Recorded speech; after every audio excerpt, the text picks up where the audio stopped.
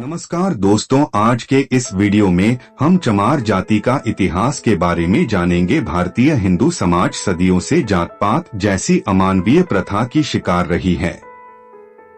यह अमानवीय प्रथा विज्ञान और प्रौद्योगिकी की उन्नति के बावजूद भी दिन पर दिन बढ़ रही है। भारतीय हिंदू समाज आज भी 1300 से 1400 साल पहले की तरह जाति प्रथा जैसी कुप्रथा के कारण बटा हुआ है। हम सभी यह जानते हैं कि भारतीय हिंदू समाज 4 जातियों में बटा हुआ था। तो फिर ऐसे में जिन्हें हम चमार जाति कहते हैं, जो शूद्र जाति की कैटेगरी में आते हैं, वो वास्तव में शूद्र जाति के लोग हैं ही नहीं। यह एक गहरा किस्सा है जिसके बारे में बहुत कम भारतीयों को मालूम है।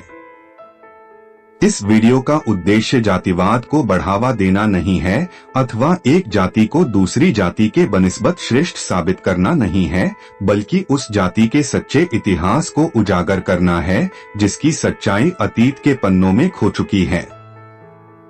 चमार जाति शब्द का प्रयोग सबसे पहले सिकंदर लोधी के द्वारा 16वीं शताब्दी में किया गया था, जिस समय भारत में तुर्की और अफगान के आक्रमणकारियों ने भारत में प्रवेश करना शुरू किया था। चमार वास्तव में क्षत्रिय वंश में जन्म लिए थे। उस समय पश्चिमी बंगाल में चंवर वंश का राज्य हुआ करता था। चंवर लोग इक्ष्वाकु व सूर्यवंशी क्षत्रिय वंश से संबंध रखते थे। गौतम बुद्ध, चंद्रगुप्त और सम्राट अशोक भी इसी वंश से संबंध रखते थे। राजा चंवरसेन के शासनकाल के दौरान यह चरमकार वंश काफी ऊंचाइयों में पहुंच चुका था। संत रविदास जी भी इसी चंवर वंश के थे। चित्तौड़ के राजा राणा सांगा और उनकी पत्नी संत रविदास जी को बहुत मानते थे। उन्होंने संत रविदास जी से चित्तौड़ में बतौर राज ऋषि के रूप में रहने के लिए आग्रह किया था, जिसे संत रविदास जी ने सहज ही स्वीकार कर लिया था। इस तरह वह चित्तौड़ के महल में रहने लगे। उनके काव्यों और रचनाओं ने लोगों को बहुत प्रभावित करना शुरू किया था, जिसके कारण सनातन धर्म का सर्वत्र प्रसार होने लगा। संत रविदास जी द्वारा इस्लाम धर्म ना स्वीकार करना। इसी समय दिल्ली में सिकंदर लोधी का शासन चल रहा था। वह एक कट्टर मुस्लिम राजा था। वह लोगों से जबरन इस्लाम धर्म ग्रहण करवाया करता था। जब सिकंदर लोधी ने संत रविदास जी के बारे में सुना कि उनकी प्रसिद्धि के कारण बहुत से लोग हिंदू धर्म में दृढ़ हो रहे हैं और जो गैर हिंदू हैं वे भी हिंदू धर्म ग्रहण कर रहे हैं, तो उसने इस बात को इस्लाम धर्म के प्रचार के मार्ग में एक बहुत बड़ा कांटा समझा। संत रविदास जी के फॉलोवर और अधिक न बढ़ सके, इसके लिए उसने संत रविदास जी के पास मुल्ला सदना फकीर को भेजा। जब मुल्ला सदना फकीर चित्तौड़ में रविदास जी के पास पहुंचा और उनसे मुलाकात करके उनसे इस्लाम कबूलने की बात कही, तो रविदास जी ने उसे कहा, तुम मुझसे शास्त्रार्थ करो। अगर मैं शास्त्रार्थ में हार गया तो मैं इस्लाम कबूल कर लूंगा, पर अगर तुम हार गए तो तुम्हें सनातन धर्म ग्रहण करना पड़ेगा। मुल्ला सदना को खुद पर आत्मविश्वास था। उसने इस शर्त को मंजूर कर लिया। परंतु उस शास्त्रार्थ में संत रविदास जी की जीत हुई। मुल्ला सदना फकीर रविदास जी के तर्क वितर्क, उनके विवेक और शास्त्र ज्ञान के सामने टिक न सका। इसलिए उसने रविदास जी के अद्भुत ज्ञान से प्रभावित होकर इस्लाम धर्म छोड़कर स्वयं हिंदू धर्म अपना लिया। वह संत रविदास जी के शिष्य बन गए और उसने अपना नाम बदलकर रामदास रख लिया।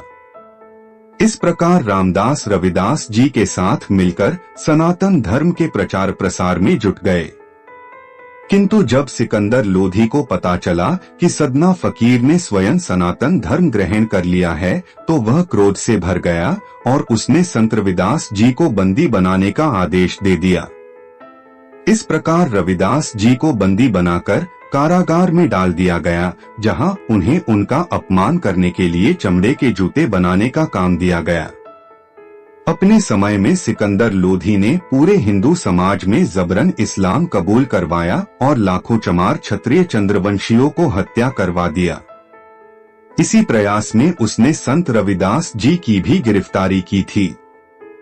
जिससे उस समय के चवर वंश के लोग और समस्त हिंदू समाज के लोग तथा राजा महाराजा भी सिकंदर लोधी के खिलाफ हो गए। उन्होंने लोधी से प्रतिशोध में दिल्ली का घेराव कर दिया। फिर इस विद्रोह को देखते हुए उसने संत रविदास जी को कारागार से रिहा कर दिया। लेकिन 1520 ईस्वी में संत रविदास जी का देहांत हो गया। मोहम्मद सिकंदर लोधी के द्वारा चवर वंश के लोगों को चमार जाति बनवाया गया और आज कुछ % चमार जाति के लोग अपना हिंदू क्षत्रिय इतिहास भुलाकर मुस्लिम कट्टरपंथियों के बहकावे में आकर उनके साथ कंधे से कंधा मिलाकर खड़े हो जाते हैं। जो चमार जाति पहले हिंदू धर्म छोड़कर इस्लाम कबूल नहीं किया, वह आज जाने अनजाने में भीम मीम भाई भाई के नारे लगा रहे हैं। आप भूल चुके हैं कि शांति दूतों की नजर में आप सिर्फ काफिर हो, शांति दूत किसी के नहीं होते हैं।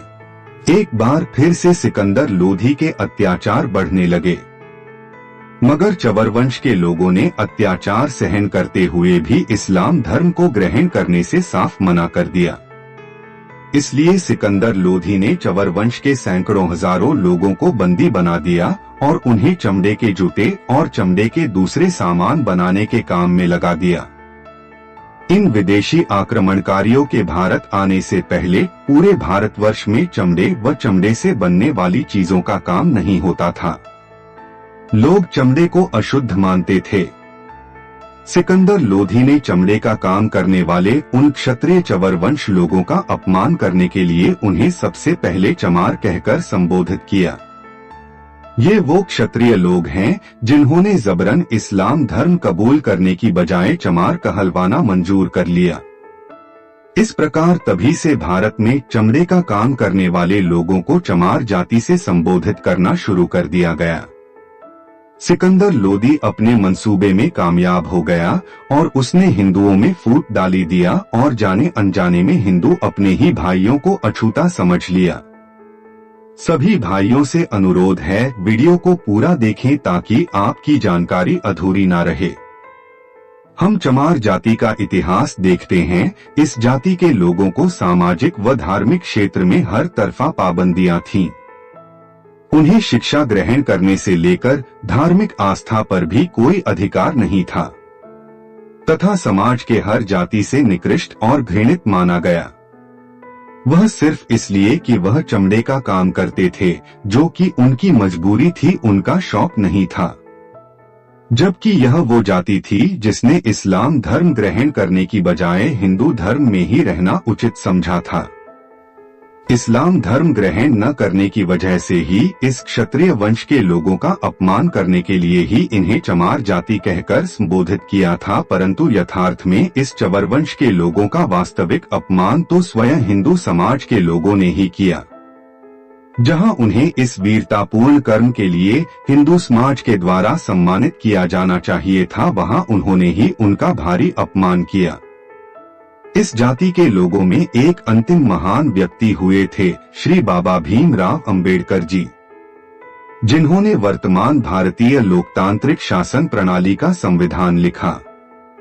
वह मध्यकालीन हिंदू मनुवादियों के संविधान से अलग आधुनिक धर्मनिरपेक्ष संविधान के निर्माता या यूं कहें आधुनिक भारतीय समाज के जनक ब्रह्मा जी अथवा आधुनिक मनु महाराज जी हैं, जिनकी वजह से भारतीय समाज से जात पात जैसे अमानवीय भेदभाव, ये तेरा धर्म और ये मेरा धर्म का भेदभाव कानूनी रूप से प्रतिबंधित हो गए हैं।